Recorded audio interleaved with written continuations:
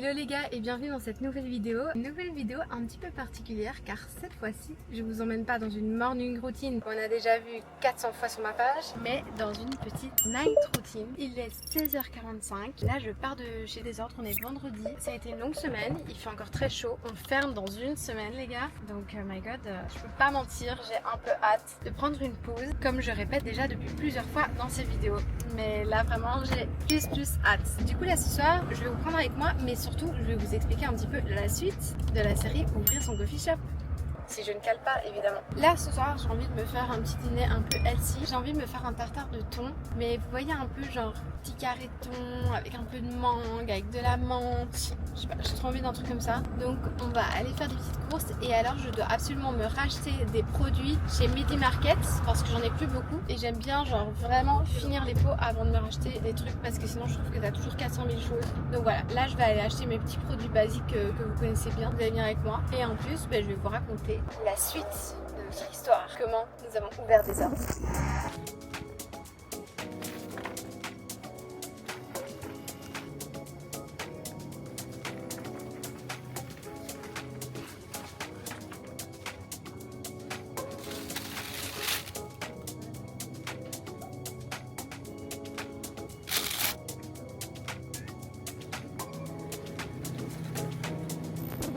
Premièrement, il y a quelque chose que je vais vous dire qui va en surprendre plus d'un ou plus une parce qu'il y a énormément de gens qui m'ont demandé tiens, par quoi tu commences, combien d'argent tu dois mettre, est-ce que tu as le droit de louer quelque chose, toutes ces questions-là. J'ai été très surprise de remarquer qu'il y a beaucoup de personnes qui ne vont pas, alors je sais pas comment ça se passe en France, ça je dois l'avouer, mais il y a quand même beaucoup de personnes qui ne vont pas juste demander à la banque. Enfin genre, nous, quand on ne savait pas, la première chose qu'on a fait, c'est qu'on a pris rendez-vous à la banque. On avait fait un petit PowerPoint avec genre un petit canevas avec notre projet, mais il n'y avait aucun chiffre dans cette histoire. C'était juste, on a ce projet-là, on n'a même pas d'endroit. C'est juste genre, qu'est-ce que vous en pensez? Et normalement, en tout cas en Belgique c'est le cas, les rendez-vous à la banque c'est gratuit. Donc déjà ça c'est une hyper bonne chose. C'est gratuit, tu prends ton petit rendez-vous. Moi je me souviens qu'on était même en vacances à ce moment-là, on l'avait fait en appel Teams. Et en gros, à la banque, tu présentes ton petit projet et ils te disent ok. Et en fait là, ils vont te poser plein de questions, mais des questions qui vont te faire réfléchir, tu vois. Genre ils vont te donner un petit business plan. Nous en tout cas c'est ce qu'on avait eu, un business plan en disant voilà, remplissez ce dossier avec toutes les informations que vous possédez et ensuite on va voir ce qu'on peut faire. Et ça je trouve que ça répond à déjà énormément de questions et en plus c'est gratuit et c'est la banque genre qui peut mieux vous conseiller si vous devez faire un emprunt ou si vous voulez commencer un projet, n'importe qu'il soit d'ailleurs. Parlez-en à la banque, sauf si vous tombez sur un banquier nul ou une banquière pas sympa, vous avez 1 million d'essais. Dans tous les cas vous pouvez aller dans n'importe quelle banque et le but c'est d'abord exposer votre projet et surtout de voir si c'est un projet qui est faisable. Ils vont vous poser des bêtes questions genre par exemple c'est qui vos concurrents, quelle est votre cible, en fait vraiment des trucs de marketing un peu que tu étudies à l'école mais en fait qui te servent finalement. Donc ça c'est déjà hyper important. Première chose quand vous avez un projet comme celui-ci, appelez la banque. Genre juste bêtement prenez un rendez-vous et vous allez voir, vous allez sortir de là avec plein d'informations. Donc nous c'est exactement ce qu'on a fait. On a appelé la banque. Je crois que ça devait être, les dates vont sûrement pas être bonnes de ce que je vais raconter, mais le principal y est. Je pense qu'on a contacté la banque en décembre l'année d'avant de ouvrir Desordres. Là maintenant on est chez Midi Market. Je vais regarder des petits trucs.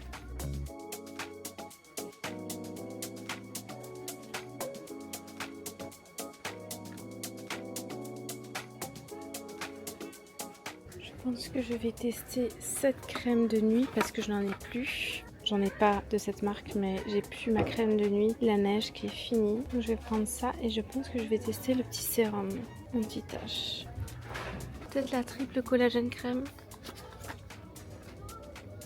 J'ai pris 3 trucs différents et comme ça on va tester dans ma routine. J'ai testé des trucs ce soir et le sérum je le garde demain matin, ça va remplacer mon petit Caudalie rose que j'aime trop mais visiblement il y en a plus. Voilà, les petits produits sont achetés. J'ai hâte de les tester en vrai. Celui qui je suis plus curieux c'est le Medicube. De toute façon on va l'essayer ce soir à mon avis. Je continue ma petite explication. Et en fait ce n'est pas du tout vrai ce que j'ai raconté évidemment. C'est pas en décembre qu'on a eu ce rendez-vous, c'est début février. Donc genre littéralement 2 mois plus tard parce que dans notre travail avant décembre était une période mode assez chargée et donc du coup on a pris ce rendez-vous. Donc ça c'était la première étape. Ensuite fin février, donc Marco lui il était en mode chef des lieux et donc du coup il regardait plein de trucs sur ImoWeb. Mais c'est vrai que ça c'est un peu sa force, il regarde toujours des petits trucs sur ImoWeb et ça nous sert toujours. Donc il regarde des endroits, et franchement il trouve pas grand chose et nous on voulait vraiment trouver un endroit à Waterloo, donc dans la ville dans laquelle on est. Je viens de Waterloo, c'est vrai qu'on voulait travailler avec la pâtisserie du Cobu pour les viennoiseries et tout, donc on avait vraiment envie de, voilà,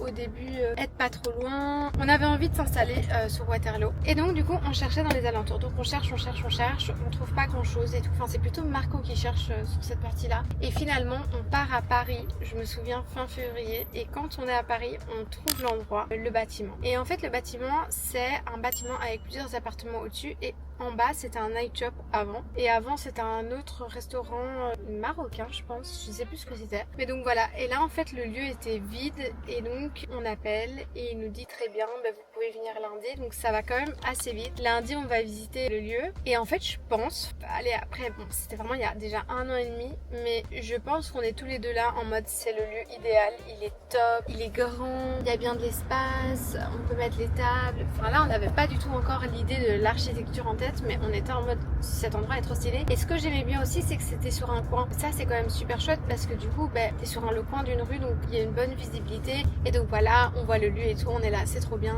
c'est trop le lieu qu'il nous faut et tout. Et en fait je trouve qu'à partir de ce moment là, quand tu as un endroit et quand tu as déjà entamé les petites questions à la banque, si tu veux l'endroit il faut que la banque te suive, et ça c'est quand même un truc, il faut que tout le monde aille vite, et dans ce genre de cas évidemment l'administration ça va très lentement parce que tu demandes vite on a vu ce lieu, donc en fait tu dois aller avec le lieu à la banque en disant salut on a trouvé ce lieu, on vous avait présenté notre projet, qu'en dites-vous et tout, est-ce que vous êtes ok, on doit un peu faire tous les calculs et tout, et là intervient du coup le troisième rôle qui vient compléter la banquière, le lieu, la comptable est la troisième étape, sauf si vous prenez les devants et vous la contactez déjà avant. Donc tu vas lui présenter ton projet de la même manière que tu as présenté le projet à la banquière, et là elle va te poser plus les questions en mode on veut les chiffres, donc dites-nous c'est comment, est-ce que vous avez des sous, est-ce que vous avez pas de sous, le loyer coûte combien, la cuisine elle va coûter combien, enfin genre vraiment t'es en mode plus ou moins ça, et en fait elle va te préparer un business plan. Alors un business plan tu peux le faire toi-même, en fait on voulait tellement que le projet passe qu'on était en mode faisons appel à une comptable. Je pense que le mieux c'est de fonctionner avec des recommandations parce que tu peux tomber sur des super bons comptables mais tu peux tomber sur des comptables catastrophiques, donc le mieux c'est toujours de trouver un comptable que tu connais ou que quelqu'un connaît via et qui a pas trop d'ennuis. Donc nous on trouve une super comptable et tout, tu vas essayer de le lieu le garder en mode oui ça arrive et tout, et la comptable et la banquière elles vont s'envoyer des petits messages en mode genre ok bon moi j'ai préparé ça, toi t'as besoin de quelle info, et donc en fait là c'est vraiment imagé comment je vous l'explique, mais tout ce petit administration ils vont fonctionner ensemble. Toi ton rôle c'est d'être derrière, d'être hyper réactif aux mails, répondre, essayer d'aider, appeler, téléphoner, est-ce que vous avez pu checker, si ça c'est très chiant. Durant cette phase là du coup de attendre, genre je dirais que là on est plus ou moins mi-mars, nous on contacte une architecte d'intérieur. Welcome back dans mon endroit bref. Et j'ai un nouveau petit portant, donc on va essayer de genre changer de plan. L'unboxing de ma partie bref de mes nouveaux petits produits du coup. Medicube. On va commencer. Oh, c'est très joli comme ceci. En fait c'est un peu genre transparent. Ça sent méga bon, c'est validé. On va la remplacer parce que du coup, moi j'aime beaucoup la théorie de un produit acheté, un produit sorti. Alors ce produit, il remplace du coup mon produit la neige que je vous avais présenté la dernière fois, donc je vais le jeter. Celui-là, il prend cette place. Ensuite, j'avais ma crème Caudalie. Celui-là, il reste encore un peu. Ensuite, j'ai Clinique, ça c'est mon produit phare. Et en fait, je me suis trompée tout à l'heure, je vous ai parlé du Caudalie, mais en fait c'est Clinique. Mais du coup, j'en ai trouvé dans les rayons d'à côté, mais voilà, je suis chaud tester autre chose, donc celui-là, c'est fini, il n'y en a plus. Et donc celui-là, j'aimerais bien le remplacer par le Caudalie Sérum. Et ensuite, mon Estée Lauder de nuit, dont je vous avais parlé la semaine dernière, je crois, il est fini, il n'y en a plus. Et celui-là, il est remplacé par la crème tisane de nuit de Caudalie. Je trouve que les packagings sont vraiment jolis, et celle-là, je vais la mettre ce soir. J'adore parce qu'elles ont toutes les trois une odeur grave différente. Enfin, le sérum, je ne l'ai pas encore senti.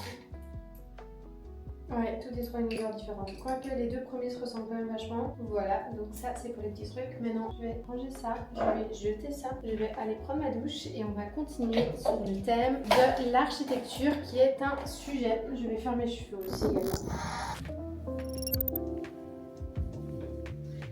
Du coup, comme je vous racontais, on était arrivé à la partie architecte. Il y a plusieurs sujets là-dessus. Il y a des gens qui ne prennent pas d'archi et il n'y a pas de sujet. Genre chacun fait comme il veut en vrai. It's time. Je vais mettre la crème tisane de nuit. Je vais juste faire un petit mix, je pense. Que je vais mettre l'eau de beauté. Alors ça, c'est un truc très marrant. Caudalie, eau de beauté. Magnifique packaging. Je ne comprends pas à quoi ça sert. Mais j'adore m'en mettre. Je me sens très that girl quand je fais ça. Ça n'a aucun intérêt. Enfin, je sais pas en fait. Eau de beauté lissante éclat du teint. Ça sent juste bon et c'est chouette. Je vais mettre ma crème anti-tache avant et je vais la mixer avec ma crème de nuit après. Donc ce que je vous disais, c'est qu'il y a un peu de team. Alors il y a des gens qui font sans parce que aussi pas de budget et ça reste un budget, un architecte. Il y a plein de manières différentes de travailler avec un architecte. Parfois c'est au pourcentage, parfois c'est un prix fixe. Donc faut savoir que ça a un coût. Pour nous c'était essentiel. Pourquoi? Parce qu'on n'est pas menuisier. Quand vous voyez cet appartement, même s'il est très chouette beige et tout, je ne suis pas une grande décoratrice et je suis encore moins une décoratrice de restaurant. Je pense qu'on a du goût sur plein de choses, qu'on a des idées, mais qu'à un moment donné, il faut quand même s'entourer de personnes qui savent bien faire leur métier et le faire peut-être 1000 fois mieux que nous. Et du coup, nous, c'est ce qu'on a fait. Donc on a pris un rendez-vous avec une architecte où on a présenté notre projet, le même projet qu'on a présenté à la comptable, à la banquière, à toutes les personnes autour de nous. Et on lui a dit voilà, qu'est-ce que t'en penses? Alors nous, notre architecte, elle fonctionne en plusieurs phases. La première phase, elle va te faire un moodboard de base et puis elle va te remettre un devis. Donc elle va te remettre un moodboard sur le moodboard que t'as déjà fait mais genre un peu plus poussé, où elle va venir en fait matcher avec toi. Nous, on a vu plusieurs architectes avant de choisir la nôtre et on en a trouvé une qui nous plaisait vraiment bien. Elle nous a fait un moodboard et ensuite après, tu valides cette première partie et ensuite elle va venir prendre toutes les mesures dans l'établissement. Donc ça, il faut s'organiser et tant que toutes les tâches sont pas encore validées, entre guillemets, tu dois encore appeler du coup le propriétaire, lui dire est-ce que je peux venir avec un architecte, machin. L'architecte va prendre du coup les mesures et là, elle va te remettre un avant-projet. Et en fait, l'avant-projet, c'est qu'elle va simuler en 3D, enfin l'expérience que j'ai eue, hein, peut-être qu'il y a d'autres expériences, elle va simuler en 3D un rendu de comment pourrait être l'espace et tu as droit à plusieurs retours. Trop contente de ces crèmes. Et là, tu as droit à plusieurs retours. Alors évidemment, tu dois pas abuser non plus. Je crois que c'est une discussion en fait où genre par exemple t'aimes pas ces lampes-là, tu préfères cette assise-là. Elle avait pensé de mettre le bar de cette manière, mais nous, dans le passage, ça va coincer. Enfin, c'est une collaboration plutôt, faut le voir comme ça. Et en fait, quand t'as validé l'avant-projet, là, il arrive la phase où pendant tout cet avant-projet, toutes les démarches administratives avancent. C'est important de le préciser. Et donc du coup, genre un moodboard d'un avant-projet, je vais dire que ça va plutôt prendre un mois, voire un peu plus s'il y a des retours et tout. Et puis vient la phase budget et la phase c'est la pire parce qu'en gros tout ce qu'on t'a présenté qui est hyper beau, qui est hyper joli et tout, en fait elle va venir chiffrer tout ça. Donc elle va te dire ok ben les chaises qu'on a vues ensemble qui sont super sympas, ben il y a 3 possibilités de chaises, plus ou moins dans ce design, c'est autant la chaise fois 50 et en fait elle va venir te faire un Excel avec tous les pôles genre, mais ça peut être des trucs tout con, genre par exemple les prises. Nous on a demandé beaucoup de prises, ben, elle va mettre en budget les caches prises. Est-ce que vous les voulez blancs? Est-ce que vous les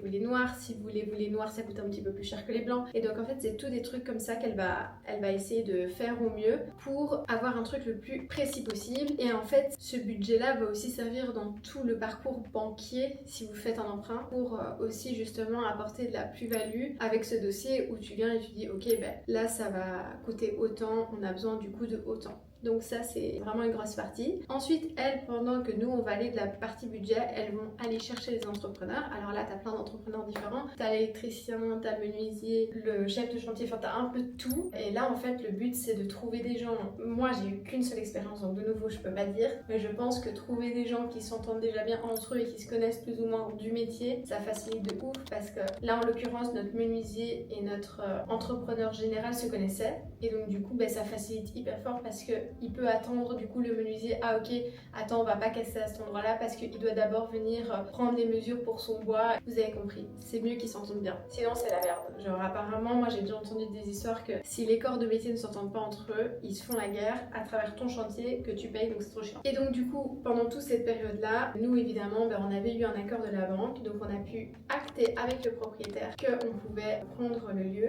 Là on arrive plus ou moins, je dirais, quand tout le monde se met un peu d'accord, quand on a la DA, quand on a le style et tout, on arrive plus ou moins vers début juin. À savoir que nous, en amont, on avait donc du coup préparé tout ce qui était logo, couleur, communication, idées, stratégie, packaging, penser à prendre déjà où est-ce qu'on va se fournir en packaging. En fait, avec Marco, nous on s'est fait un truc qui fonctionne très très bien et je pense que c'est un peu le principe d'une to-do list. On l'a appelé ça un peu l'activity list et en gros, on prend un Excel et on met toutes les choses auxquelles on devrait penser. Genre par exemple, commander des stickers pour les mettre sur les cups, trouver un contrat pour les poubelles, quand est-ce que les cartons passent, appeler la commune pour savoir. Vraiment en fait, on met tout et après on se partage la liste. Ok, ben, ça c'est Marco qui fait, ça c'est Marco qui fait, ça c'est le comptable. Ok, comptable. Et en fait, on met des tâches et on les assigne à des gens. Bon, c'est principalement nous deux. Alors, on se retrouve dans ma cuisine. On va parler chantier. Donc, comment toi, t'as vécu le chantier? À partir du 1er juin, on est arrivé plus ou moins là dans la timeline. On a commencé les travaux le 1er juin? 1er juin, 15 juin, je dirais. C'était quand même assez excitant. Déjà d'une part parce que c'était pas la première fois que je faisais ça et donc je vivais un peu une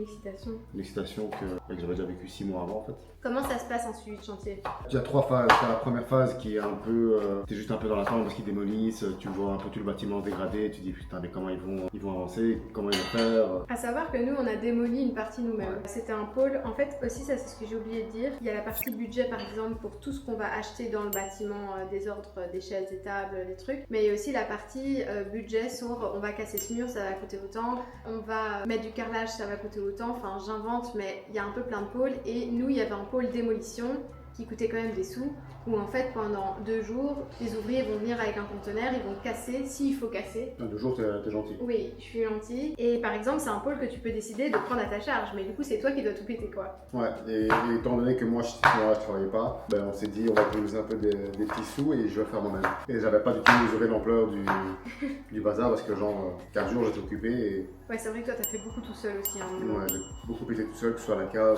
ou en haut. En plus, après, tu dois louer une camionnette, aller à la déchetterie et faire tout toi-même et tout. Ouais, donc j'ai dû appeler du renfort. Je crois qu'on a fait ça le jour de ton anniversaire. Ouais. Tout amené à la déchetterie. Big up à la team déchetterie Waterloo parce qu'ils nous ont quand même laissé passer avec énormément de débris. On s'est fait engueuler parce qu'on a utilisé un camion qu'on n'aurait pas dû. Ouais. On pouvait pas pour évacuer tous ces trucs. Ouais. Et donc du coup en fait là c'est ce qu'on a fait avant et ensuite place du coup aux entrepreneurs. Là où nous on a eu de la chance c'est qu'on a eu un entrepreneur qui a tout fait. Que ce soit l'électricité, dans le bâtiment général, que ce soit la plomberie, que ce soit... Ils ont tout pris en charge eux-mêmes et ça a facilité et ça a surtout accéléré le chantier. Quoi. Ouais, il faut être toujours à l'affût. Ça a duré combien de temps les travaux? Un bon 2 mois. Un bon 2 mois. Ouais. Et est-ce qu'il y a eu quand même une pause? Il y a eu 2 semaines de pause. On pensait pas qu'il y allait en avoir une, mais il y en a eu quand même une de 2 semaines. Et là c'est frustrant. Et c'est ultra frustrant. C'est frustrant parce que t'es en mode genre il y a rien qui bouge. Toi t'es là, t'attends, tout le monde est parti faire ses petites vacances. T'es au même stade pendant genre 2 semaines et ça je trouve que c'est dur. Et en fait on avait beau avancer sur toutes les autres choses, tant que les travaux n'avançaient pas, bah, à un moment t'es bloqué. T'es bloqué et t'as beau avancer sur l'ouverture, sur ce qu'il faut acheter. J'étais tellement à fond sur ce projet-là que j'ai commencé à acheter tout mon matériel, enfin, tout ce que j'avais besoin pour des ordres, j'ai commencé à tout acheter et à tout stocker dans les ordres. Sauf que c'était en plein milieu du travaux, donc les ouvriers badaient un peu. Mais... ouais, mais c'était pour avancer quoi, de la meilleure manière possible et tout. En fait, je disais qu'on avait quand même eu de la chance parce que les entrepreneurs se connaissaient entre eux. Il faut quand même que chacun se coordonne, tu vois, parce que on va pas finir un mur tant que l'électricité va passer dans le mur, tu vois, c'est plein de petits détails et on se rend pas compte. Mais le conseil que je pourrais te donner aujourd'hui, c'est de bien connaître son bâtiment, de savoir quel câble passe dans quel mur, quel tuyau, à quel endroit, parce qu'on a une surprise. On a demandé à un mec de fixer une étagère dans la cuisine et cette étagère a fini dans un câble électrique et ça a tout fait péter. Par exemple, la partie technique, parce que je dis souvent un peu nos tâches, mais ça c'est vraiment des parties techniques que toi tu as vraiment surveillé de hyper près et je pense que parfois il y a des erreurs où on ne surveille pas et en fait après tu sais plus où passent toutes les techniques. Petite anecdote, on faisait un peu le tour le soir ensemble où je te montrais un peu l'avancée des travaux. Tu avais genre une prise qui était là et une autre qui était là. Il y a une photo, je pourrais la mettre d'ailleurs dans la vidéo parce que c'est trop marrant. Et je me souviens qu'on avait mis un grand point d'interrogation dessus en mode what the fuck. Mais ouais, donc il faut quand même rester hyper à l'affût. Et nous, les travaux, ils se sont finis le jour avant. La veille de l'ouverture. Parce qu'il y avait juste la finition des menuiseries qui devait être faite. Ça a pris un peu de retard. N'empêche quand tu repenses. Mais à cause des vacances. Enfin, genre quand on était dans ce bâtiment avec le bar qui arrivait, la table, tu me disais mais waouh quoi. Ouais. On savait pas dans quoi on s'embarquait à ce moment-là. Ouais, ouf. Et donc le jour avant on commence à placer justement toutes ces menuiseries. Jusqu'à le matin même. Non, jusqu'à 16h le jour de l'inauguration. Et puis le soir même, lors de notre soirée d'opening, ils plaçaient encore le miroir. Donc c'était genre vraiment jusqu'au finish. c'est vraiment jusqu'à la fin. Après nous on voulait absolument ouvrir. Je pense qu'il y a plein de gens qui, en fait peut-être pas, qui peuvent se permettre d'attendre, c'est ce que j'allais dire, mais en fait pas spécialement. Le but quand tu as un établissement, tu as des charges qui doivent arriver, tu prends du personnel qui doit commencer un certain jour. Donc à un moment donné il est important que tu finisses par ouvrir. Ouais. Et nous c'est vraiment ce qu'on a eu vers la fin. On devait ouvrir, on avait envie d'ouvrir et il était temps. C'est quand même quelque chose d'ouvrir son truc je trouve. Et c'est fou les étapes par lesquelles on doit passer, mais avoir un bon suivi et être disponible, c'est quand même la clé. Important, ouais. Et il faut surveiller, et il faut poser des questions. Pourquoi ce cabis va là? Pourquoi cette peinture là? Ah t'es sûr c'est la bonne? C'est petit? Bah oui parce que je fais un... Tu voulais pas faire genre en tranche? Je fais pas un tataki, je fais un... Un tartare. Ouais, un tartare avec du concombre, de la mangue, de l'avocat et tout. Et je pense... Du coup, tu disais pardon? Je sais plus. Voilà, ça c'était un petit peu la petite partie chantier. Merci de ton intervention.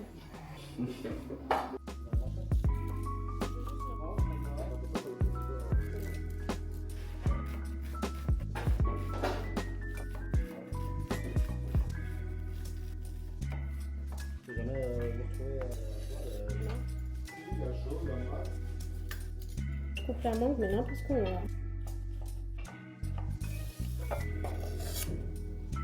Là ici du coup j'ai le petit plat, donc j'ai mis mangue, échalote, thon, concombre. Je voulais mettre un avocat mais je pense que c'est assez. Et là en fait je vais épicer à fond et je vais laisser reposer. Donc je vais mettre sel, poivre. Est-ce que je mets des blés roses? Je sais pas trop. Je vais mettre un peu de blé rose, de l'huile d'olive et je vais laisser mariner un peu et tout mélanger et tout. Je crois que ça va être ultra délicieux.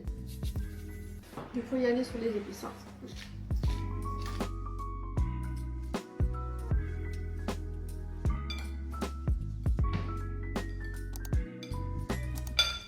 Regarde-moi comme c'est healthy. En vrai, salade de ouf, non? Je sais pas comment. Oui, mais tout le reste, regarde. Et là, je vais laisser mariner. Je crois que si on avait mangé ça en resto, ça aurait été meilleur, je pense. Genre la miel, je crois. Mais là, vu que c'est ici à la maison. Je pense juste que le thon, j'aurais pu plus le couper, plus finement, quoi. C'est bon? Ça manque de poivre. Non. Et de sel. C'est méga bon. Je suis trop fière de moi. J'ai ajouté coriandre, jus de citron. Ça a l'air hyper bon. On va manger maintenant. Le dîner était excessivement bon. Et là, maintenant, je me retrouve solo à faire la vaisselle parce que Marco doit retourner chez Desort. Donc, on est arrivé du coup à l'ouverture. J'imagine qu'il y a plein de choses que j'ai oubliées ou qu'on a dû zapper dans nos explications. Nous, on avait prévu une petite soirée avec tous nos amis et nos familles avant l'ouverture. Donc, on a fait notre soirée le mercredi 27 août et le 28 on ouvrait. Le 27 août, on a fait un petit drink en fait avec tous nos proches, les entrepreneurs, les hommes de chantier, enfin vraiment tout. Et on a fait un truc tous ensemble, hyper bon moment. Après c'était quand même stressant parce que le lendemain du coup on faisait notre première ouverture. Il y a évidemment toute la partie stock dont on n'a pas parlé, toute la partie préparatif, couvert, recherche de matériel. C'est toute une partie sur lesquelles en fait on a avancé durant tous les mois de process où on a tout préparé. Donc c'est vrai que ce qu'on avait fait qui était vraiment bien, comme je vous le disais, c'était cette activity list où en fait à chaque fois qu'on n'avait pas de sujet en cours, on avançait sur ces sujets, genre par exemple acheter tous les verres. Ça je vous l'avais dit dans une précédente vidéo, mais nous on avait eu beaucoup de chance parce qu'on avait trouvé un déstockage en fait, un restaurant qui fermait et on s'était pas mal servi dans tous leurs trucs. Ça c'était vraiment bien. On avait été à des déstockages de vaisselle, ça c'était super. On a fait quasiment toute notre vaisselle comme ça et en fait au fur et à mesure de l'année, tu commences à un petit peu racheter des trucs de meilleure qualité, tu vois. Donc voilà, ça c'était un petit peu toutes les étapes, si je peux dire. En résumé, tu crées ton projet, tu trouves les financements, tu avances avec les travaux, tu trouves le lieu, enfin il y a un petit peu toutes ces étapes comme on les a vues ensemble. Je serais ravie de faire une autre vidéo sur des sujets qui vous intéressent davantage, peut-être une FAQ sur toutes les questions par rapport à une ouverture,